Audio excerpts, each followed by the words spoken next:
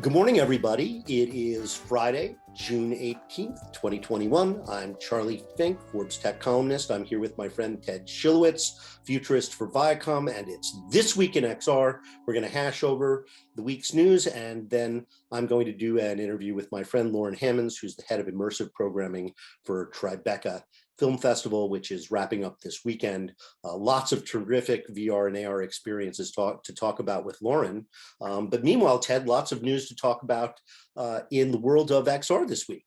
Yeah, it was we had our virtual E3 this week, which is something I usually go to in person, which conflicted with Tribeca in the virtual world this week. So that was interesting. And there were some somewhat significant announcements that came out of E3, right? Yeah, although VR and AR, I might note, are still a very, very tiny piece of the overall E3 picture, which is really about console games and mobile games, which I suspect all of our listeners know is a much, much bigger business than movies and music combined today. So yes. E3 really has become a major, major event.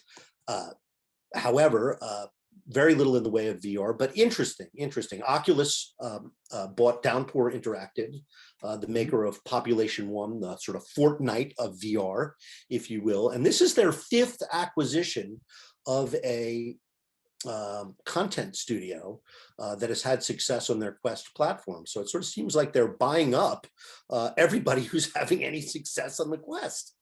Right. I've been doing a good amount of kind of thought readership on this. Plus, there was a little dribble that Oculus will now be doing ads inside VR in some fashion, which I thought was kind of interesting. That sort of popped out.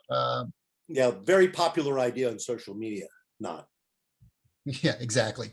But, there's a couple of perspectives on this, right? One is that if we all want this medium of virtual reality to succeed in whatever form and trajectory it takes, it will take, significant amounts of capital and significant amounts of resources and significant amounts of sort of guts from companies of all spectrum, including the largest, most in the game, which today is Facebook, right? And so them grabbing up these companies that they see that are actually starting to move the needle when it comes to the gaming / social interaction play, which seems to be the ones that they're picking up.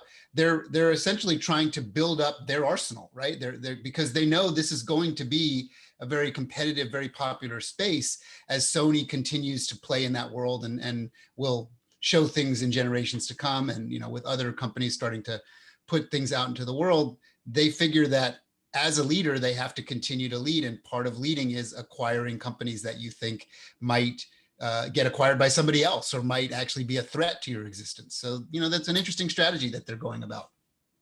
So who's next? Who are they going to acquire next? Wow, that's a really good question. Who will they acquire next? I don't know. I'll have to put a think on that. And here's the other thing about advertising. I understand that people have to find business models, obviously, or they can't. Of course. We can't have the content that we want, right? It's not going to be a free ride on content forever. But the idea that I'm going to get advertising on something that I've already paid for is a little bit concerning. That said, there's advertising and there's advertising. Is it a billboard on a street that I'm driving down, or is it going to interrupt the experience? Right. And I think that to me is a big open question. When you think about it, there's the devices, and then there's the software layer in those devices. So when we buy a TV, we have the choice of what we want to watch on that TV, and we can choose to pay for non-ad supported content, or we can choose to watch ad-supported content or some sort of hybrid in that. And if you look at a VR device is essentially an evolved television, right? That does more than what a television does. It's a platform that companies can put on different offerings. And my instinct is at some point in time when the economic maturity exists to opt into a paid download subscription service for all your VR offerings for the year, like PlayStation has PlayStation Now and all these things. Or you choose to actually have an ad layer, an ad threshold in some of your content, that kind of lives in your start world or inside some of the gaming experiences. And you can just choose economically which kind of customer you are. That is no different than television, right? Or any well, actually, you're talking about a business model that's common in mobile games, right? Sure. You can pay for for a mobile app and have it be ad-free, or you can use it for free, but in between each level or each episode, so to speak, you have to eat a bunch of advertising. And that freemium advertising has actually become one of the biggest advertising categories in the world. I mean, mobile is driving a tremendous amount of advertising. It turns out that a lot of people, particularly people in Asia, but really all over the world, have decided that they're going to eat the ads and play the games for free. And it is what it is. It's just part of the experience for them. So because I don't think that's going to slow down just because they have a headset on. No, ultimately, people don't know what they're going to like, and they don't want to opt in and pay for something and then try and unwind that clock if they don't play it that much. So they're willing to put up with the ads. And then I think the hope for a lot of the developers is that they move from the ad model, if they really like the experience, into paying whatever that monthly charge is or the one-time fee, a couple of dollars, and then they get the non-ad version. But that doesn't really seem to be the way humanity works. Once someone says, okay, I get it's an ad-supported thing, I'll just put up with it, the bulk of consumers put up with the ads, right? And so they build their economy around that, and that's how it works. And I think VR is going to be no different than that. So also announced at E3, or at the same time as E3, there wasn't a physical E3, but Niantic, our friends who made Pokemon Go and who provide the Lightship platform that powers Warner Brothers' Harry Potter AR, mobile AR experience, have announced that by the end of the year, they're going to start testing a Transformers AR game made with Hasbro and Tomy. Yes. So an interesting evolution on this augmented layer game into the world. And it'll be interesting if maybe that's one of the first forays. Niantic has very secretly shown little tiny snippets of their wearable smart device that will allow this kind of mobile AR gaming experience to happen. So I just have a curiosity if that's one they're going to put some energy into, because the IP is very strong. And what also, from my perspective, did they learn from Wizards Unite when they attempted that, and versus Pokemon Go, right? One hyper successful, one not so much. What did they learn from trying to make a game more sophisticated and a higher ramp up time? And will they go back to their knitting and do something that actually really, really appeals to their customer base, their entertainment base? Kind of exciting property, though. I agree, because is that a real car or is it a transformer? You have to hold up your mobile big things phone. Big things in the world in mixed reality are pretty cool, right? Like when you see something that is actually 5 stories high and you can look up into the world and there it is.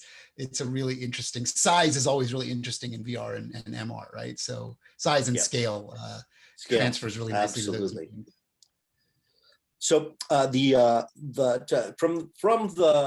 pivoting from the sublime to the all too real, our friend Palmer Luckey, founder and former president of Oculus, started a new company several years ago, which makes drone systems for the defense industry.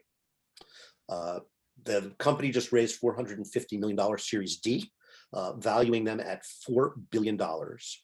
And Palmer put a post on Facebook that said his goal is to turn, this is a direct quote, to turn American and allied warfighters into invincible technomancers who wield the power of autonomous systems to safely accomplish their mission. Mm.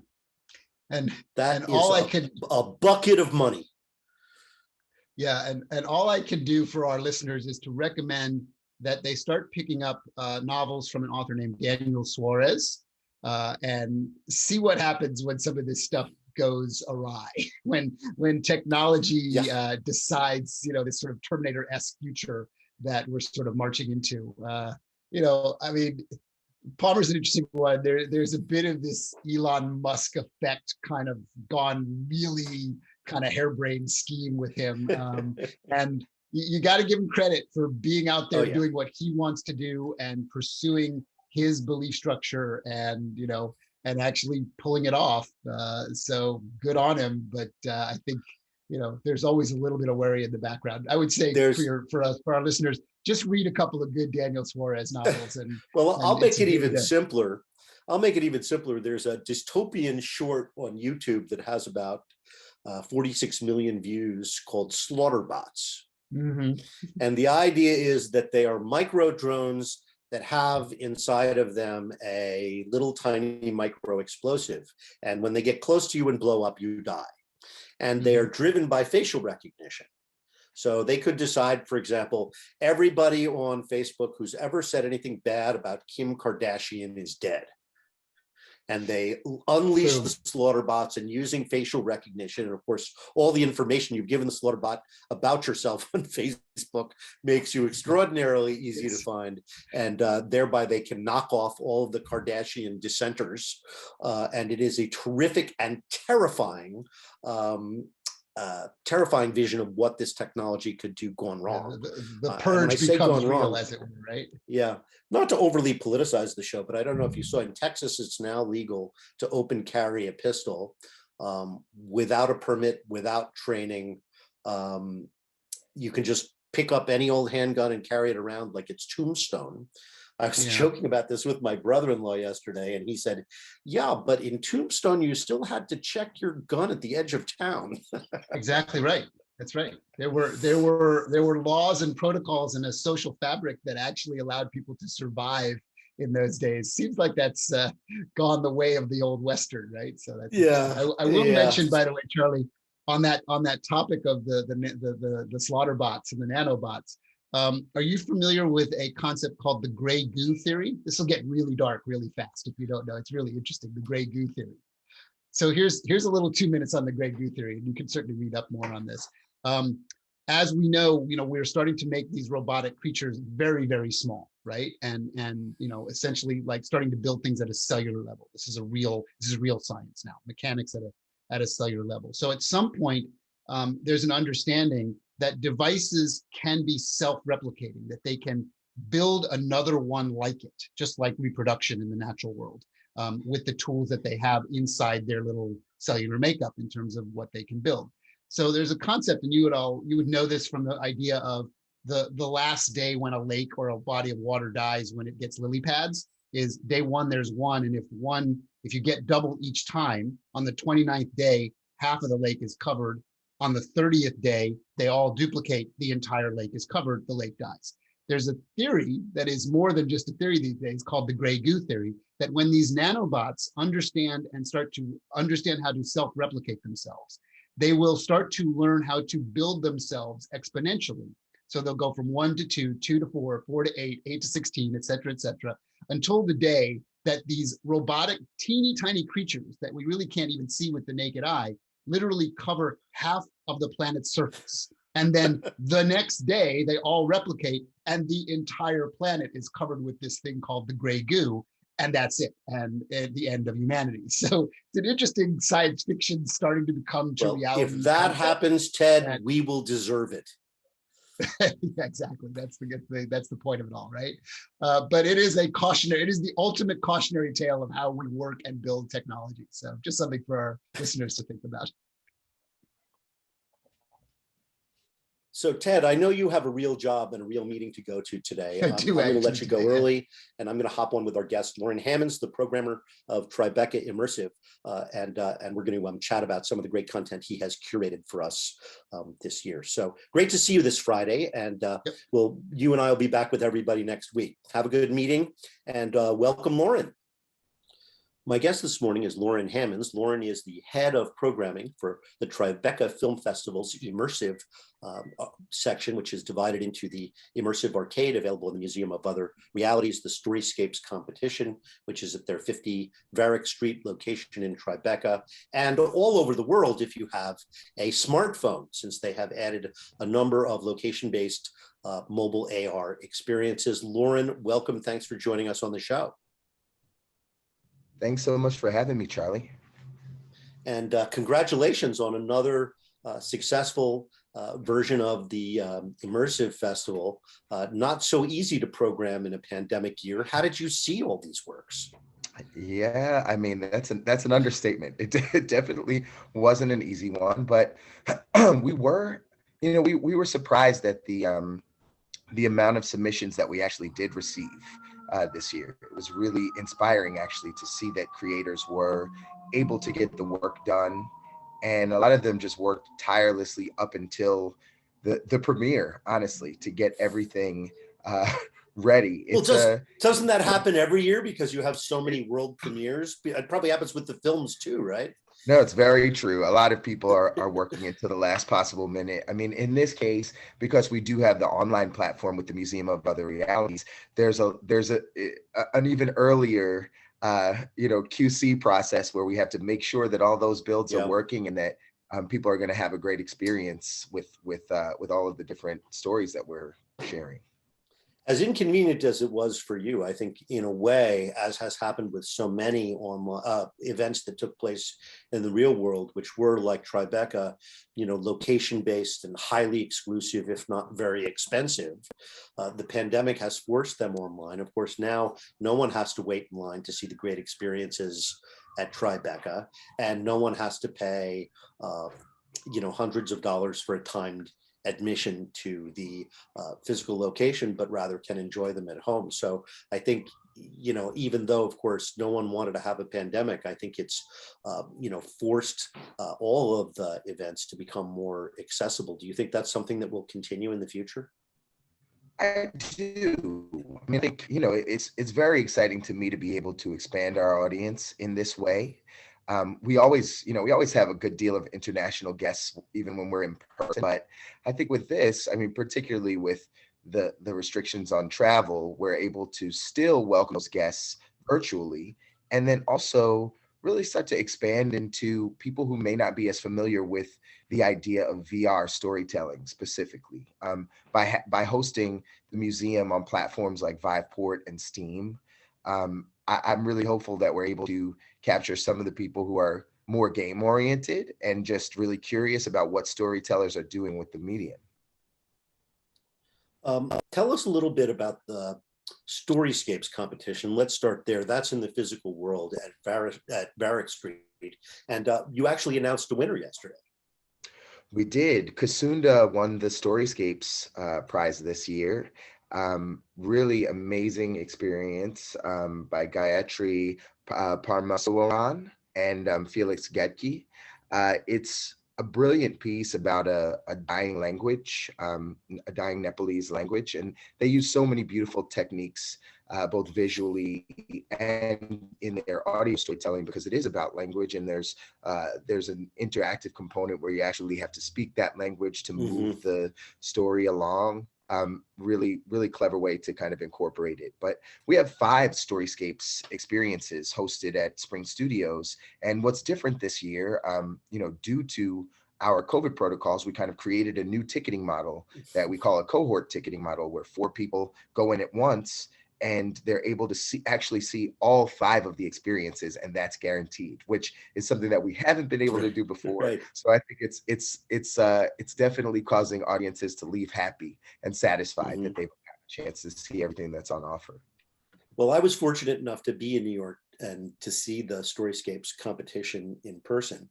And what was striking about it, and this is consistent with the rest of the festival, was the fact that this year there weren't straight up entertainment experiences like Jack and the Beanstalk, but rather these all had specific themes and that were related to the environment, that were related to race, that gave us the opportunity to walk in other people's shoes. There was Goliath, which allowed us to experience what I guess a gamer named Goliath had experienced as a schizophrenic. We had a HoloLens experience, which allowed us to swim with orcas, if you will. And then there was a very poetic experience that I wanted to ask you about that was based on a Carl Sandburg poem, where you seem to wander through this room scale environment through these almost abstract vignettes that were very painterly, that but inscrutable at the same time. I guess, if you view them as a poem, it makes more sense, since if you were trying to literally figure out what was going on in every vignette, you would be quite frustrated. But yet it had this kind of crazy feel, like you were leaning into different dioramas. Yeah, that's We Are at Home. You know, that piece, it's really interesting because there was a single player version of that called The Hangman at Home that actually won Venice last season. And Uri Krenot is an amazing illustrator and has worked in VR in the past. There's something that was so timely about that piece to me. You know, it's not a straightforward narrative and it is very poetic.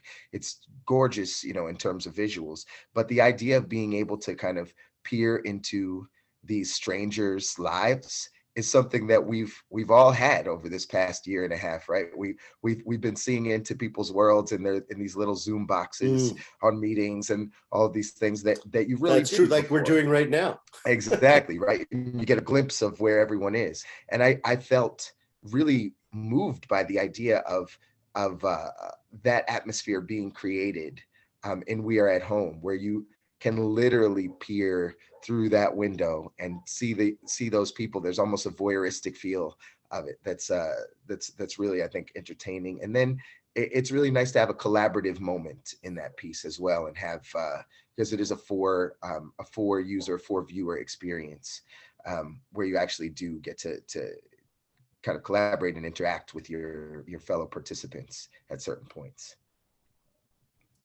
So speaking of the Museum of Other Realities, I mean, it's unfortunate. First of all, you have to have a PC VR. You can't get there using your Oculus Quest unless it's Yeah. plugged into a PC, and you can't get there with PlayStation VR. So unfortunately, it's not as accessible as one would want ideally, although I'm sure that's going to change many of the experiences, including the award-winning documentary from Scatter. Yes, The Changing Scene. The Changing Same, which won, I guess, the narrative competition. I guess there's the Yes. Storyscapes competition and the narrative competition. Right. So We it was actually the had change. three. Yeah, we actually had three this year for the very first time. So we had Storyscapes, we had Best Immersive Narrative, and Best Creative Nonfiction. Oh, and who won Best Creative Nonfiction? That was won by Annie Saunders. She created a piece called Current. That's an immersive sound walk that's in New York City. Mm. It's a really, really beautiful piece, and she uses technology and geolocation where you actually have to be in Zuccotti Park to start the walk, and it asks you for your location, and if you're not in there, you can't actually access Mm.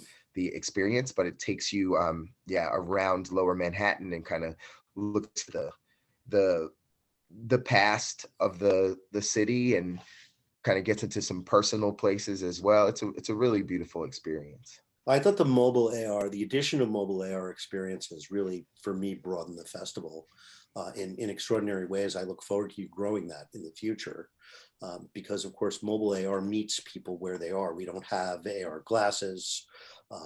And even if we did, again, going back to the theme of democratization, everybody's got a smartphone, and not Yeah. everybody will have smart glasses when we have them. So AR and smartphones seems to kind of meet people where they are. I saw a couple of extraordinary pieces using mobile. One I've talked about extensively in Forbes, which is Brianna's Garden, Yes. which is a an elegiac, poetic, beautiful tribute to Breonna Taylor, who was mistakenly killed by the Louisville Police Department in a drug bust gone bad.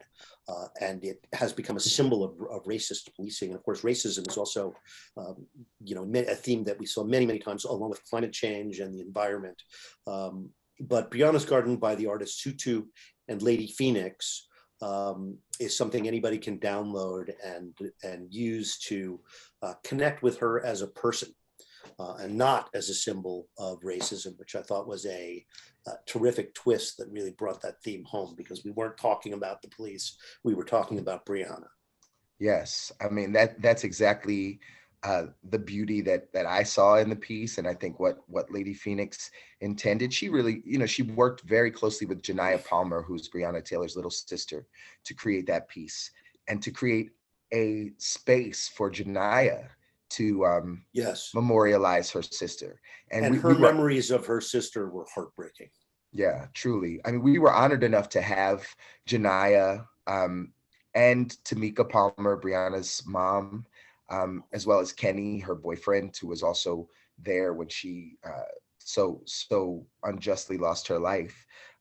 We were lucky enough to have them at the festival and speaking to the experience. You know, they really acted as the guardians of that experience, which is so important. And I loved hearing what they had to say about just reclaiming Brianna's image and reclaiming Brianna's story and allowing her to be seen as a person, and really encouraging everyone to see everyone else as a person and embrace the humanity and not the divisions that are there amongst us all. So I think that was an amazing piece that was right on the money with kind of the vibe and the mission that we're trying to put forth at this year's festival.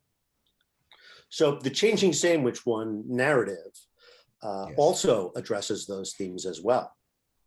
Yes, The Changing Same by Yasmin Elliott and Joe Butler and Michelle Stevenson. It really, I mean, it's a very deep piece because it kind of approaches the history of racism in the US in a kind of magical realist way.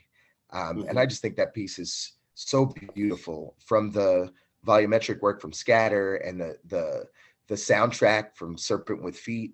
It's a very, very meditative and beautiful piece. It's something that they've been working on for so long. And they do have a 6-stop version of it, but the 360 that we're featuring at the festival is also accessible. I should note this. It's accessible via Oculus Quest 2. If you go to Oculus TV, you'll be able to go to a shelf and take a look at that one. So for more people, is that available right now on Oculus Quest TV, or is it coming soon?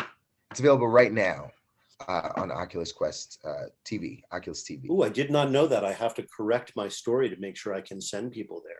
Yeah, please do, because that piece, I mean, obviously it just won the award as well, but I think that piece is one of the best pieces of 360 that's out there at the moment, and it also is so urgent.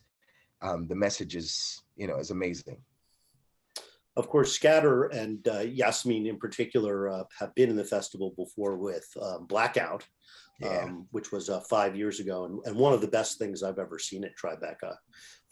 For those of you who aren't aware of it, was probably just about everybody listening. It takes place in an actual subway car, and it is like the free roam experiences you find at places like the RIP The Void or Dreamscape or Zero Latency.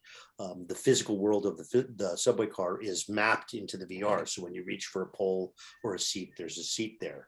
And when you lean out the door of the quote unquote set, you see the platform stretching in either direction. It's just so convincing. But then they use the depth kit system to capture people and place them in the subway cars, volumetrically capture people and place them in the subway car. And when you leaned into the person, you could hear their thoughts, which was kind of like making you a weird ghost. I don't know.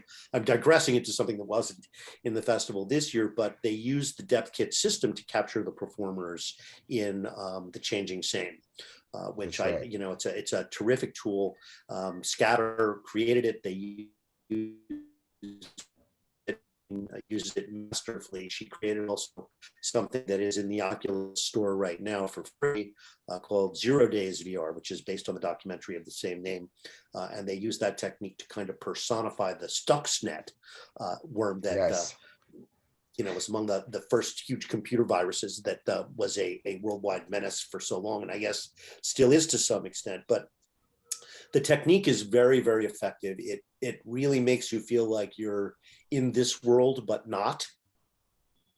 And it also does that thing that VR does so well, which is what people like Noni de la Pena call the empathy machine, where you really are walking in the shoes of the character. Yeah, no, agreed. Depth Kit is such an amazing tool. I mean, especially for just to make it a democratic tool of volumetric capture. It's not the meta stage is brilliant, don't get me wrong, but not everyone has access to anybody who hasn't anybody who has an SLR can have a volumetric capture That's studio right. wherever they are. So That's right. I think as immersive media becomes more and more of expected, more and more commonplace, I think there's a real need for it, and Depth Kit will start to grow and become more widely known. Aside from the changing same in the Museum of Other Realities, sort of running through Sunday, what other pieces have people been responding to in there that you think they should pay? If they've got a limited amount of time to do Tribeca, what in the Museum of Other Realities do you think they should be looking at? Or should I pick my favorites and not put you on the spot? Well, why don't you, I'll respond to some of your favorites. How about that? Because they're all my favorites, you know? You can't I know, pick one. there are some really wonderful ones. And some very poetic ones. Again, I think the themes of racism, environmentalism, climate change, of course. There was a lot of stuff about mental health. There was a piece I really liked called The Passengers. Yes. I wouldn't say it was about mental health per se, but like we were talking about with, Blackout, it puts you in the head of people that, is a technique kind of from novels. Yes, exactly. I mean, that's the thing about VR, as a medium, like that idea of embodiment can be used so effectively to tell stories. And with The Passengers, that's a piece that continues to grow. Ultimately there are 4 passengers that you can embody, but in the version that we're showing, you can see 2 of them, right? And you can get 2 different perspectives, the lady and the kid, and you learn just a little bit more about the story of these 4 strangers that are sitting on a train car traveling somewhere. And it's really quite effective. And each of the experiences, of those embodiment experiences has a little bit of different visual, also adds to the storytelling. So it's that is an exciting piece. I mean, there are also pieces that are totally flights of fancy, like Madrid Noir, from Atlas V, like that. The idea of having this animated mystery that's interactive is really also, I think, super exciting for what the future of VR storytelling can be, in terms of just giving the audience agency to kind of just be transported and go on this journey. That's one that's definitely great. I would also, I'll highlight Marco and Polo go around. That one, I think, is something that I haven't seen very often, which feels more like a mature love story in VR. So to me, that's interesting as a curator who really looks towards story first and foremost. I want to see things that I haven't seen kind of tackled in this realm yet. But though it seems like a straightforward romance, not really a rom-com, but kind of a little bit of a romantic drama. They're able to use the medium of VR to literally, as this couple's relationship begins to kind of fly away and turn upside down, the laws of physics also change, and everything in the room that you're in starts to fly towards the ceiling, including the characters. These are things when I watch submissions and I think, why is this being done in VR? I need to understand that pretty clearly, and that's one that I think illustrates pretty well. Yeah, that is super important. I want to call out a couple of narrative pieces. One was Jailbirds, which I didn't have a chance to write about, but I thought was quite fantastic, beautifully executed prison story, where it depicts 2 guys in a strange mountain prison with a sadistic warden, and uses art to kind of set them free in a way. Was very thoughtfully done. There's another piece I didn't see called Madrid Noir. I didn't see it while I was in MOR because I thought I could get it to run on my Quest, and then I ran into some tech problems. I guess the good news is eventually it is going to be available on Quest. But tell us a little about that one. That was one of the few pieces that was actually a straight up entertainment. Yeah, exactly. So that's the one that's like, it's an animated mystery. They use a lot of stage techniques of lighting and kind of popping sets up around you. That's just super fun. that animation is great. They even continue to build it over the last few months to add more moments of interactivity where, you know, you're talking to the character and she says, hand me the phone. And you have to hand her the phone or that story's not going to go forward. Or, you know, look through that drawer for something, you know, and it's these elements that usually would be thought of as gamification, but instead with the way that they're able to weave them into the story, they feel natural and they feel, they give you that feeling of actually participating instead of being a passive viewer, which I think is so important for the best VR. Yeah, I mean, another note that I'll make about Madrid Noir is so there are tickets still available for the Museum of Other Realities. If you buy the ticket for Museum of Other Realities through Tribeca, you actually also get an Oculus bundle code where you can see Madrid Noir on your Quest. You can also see Inside Goliath on your Quest. There just 4 titles, actually. There's another one called Rebels on the Quest. I'm going to make sure to get you one of those codes as soon as we're done talking today, Charlie. Oh, you're the man. Thank you. So you can check that out. Thank you. One of the more, you know, it's one of the things that Tribeca does so well is that you really push the definition of what is immersive, right? So we still, that is a very broad word that we still haven't really settled on a complete meaning of, and nothing personifies that more for me than the film, or I should say the mobile experience, Republique. Yes. Not to be confused with the VR experience. Right. But Republique is I guess it takes you into a terrorist attack is taking place in the Paris metro, and you have 3 different people who are streaming it from 3 different places. And, you know, part of streaming, certainly on a platform like Twitch, is the participation of the audience through text. Yeah. Yeah. So that kind of becomes a character in it as well. And you watching it can sort of shift back and forth between the 3 different points of view, which eventually converge at the end of the experience. It has very high production values. I mean, it's really movie-like production values. So I would highly recommend that to our listeners. And I think can anyone download that? Yes, anyone can download that if you go to tribecafilm.com/festival/immersive. You can find that link, or you can just Google Republique Tribeca Film and it'll come up. You're able to do that and get it on your phone and see it. I also really recommend everyone to check that one out. It's unlike anything we've shown at the festival before, and I think you know, we're so used to getting entertainment on our mobile, but the idea of kind of mimicking the social media feeds is a really strong one, and being able to give that agency again. Yeah. But that's the way we experience many stories today. Yeah, and this is, you know, especially, you know, it's a pretty harrowing experience, but extremely entertaining. Like you said, you know, based on a terrorist attack that's happening in Paris, was based on the Bataclan attacks.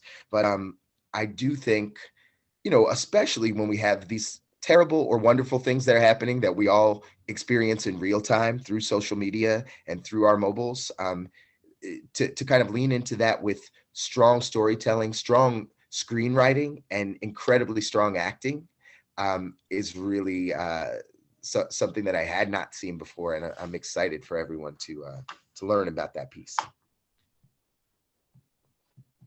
Well, it was great this year, Loren, and I thought, you know, even more than other years, it was super focused in a way. I don't know if it's just artists are all sort of swimming in the same soup, and it was very focused on issues that are overwhelming our society, and I just found it all very thought-provoking and very special. Thanks for coming on the show today. Thank you for having me. I still think you have the best job in XR, and you know, your job is really, you know, to help these artists and come together, and to help us find them, and to, you know, help their works be found. And you know what this year really was a mirror, you know, a mirror for the plague year, a mirror that really shows where we are as people, and the work is just superb and sublime, and not something you're going to find casually, but something that had to be carefully curated and nurtured. So thank you for that, and congratulations again, Loren. Well, thank you, Charlie. I'm so glad you were able to come and see it in person. And I thank you for having me on. And I want to thank all the artists as well, just all of the creators that were able to be a part of this year's exhibition.